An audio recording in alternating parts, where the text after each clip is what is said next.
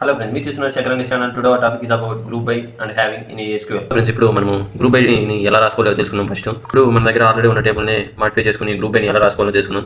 ఫస్ట్గా మనం count the number of employees in department తెలుసుకుందాం. దీంట్లో మనం ఎలా రాసుకోవాలంటే ఫస్ట్ సెలెక్ట్ డిపార్ట్మెంట్లో ఉన్న వారిని కౌంట్ చేసుకోవాలంటే కౌంట్ స్టార్ అని ఇలా ఇవ్వాలి. దానికి రీనేమ్ చేసుకోవచ్చు యాజ్ అని యూజ్ చేసి. దాన్ని మనం టోటల్ ఎంప్లాయీస్గా రీనేమ్ చేసుకుంటున్నాం. ఫ్రమ్ టేబుల్ నేమ్ ఏదైతే అది ఇక్కడ ఇచ్చుకుంటాం. ఇప్పుడు గ్రూప్ బై ఫంక్షన్ను మనం దేన్ని బట్టి గ్రూప్ చేయాలనుకున్నామో దాని పేరు ఇక్కడ ఇస్తాము, ఆ కాలం నేమ్, దాని డిపార్ట్మెంట్ అనుకున్నాం. దీన్ని మొత్తాన్ని సెలెక్ట్ చేసి రన్ చేసినట్టయితే మనకు ఒక్కో డిపార్ట్మెంట్లో ఎంతమంది ఉన్నారు ఇక్కడ కనబడిపోతుంది. అలాగే ఇంకోటి చూద్దాం, ఇక్కడ టోటల్ శాలరీ బై డిపార్ట్మెంట్ చూద్దాం. దీన్ని ఎలా రాసుకోవాలంటే సమ్ అనే ఫంక్షన్ యూజ్ చేసి మనం శాలరీని మొత్తాన్ని సమ్ చేసుకోవచ్చు. దాన్ని టోటల్ శాలరీగా తీసుకున్నాను. అలాగే గ్రూప్ బై డిపార్ట్మెంట్ చేశాను.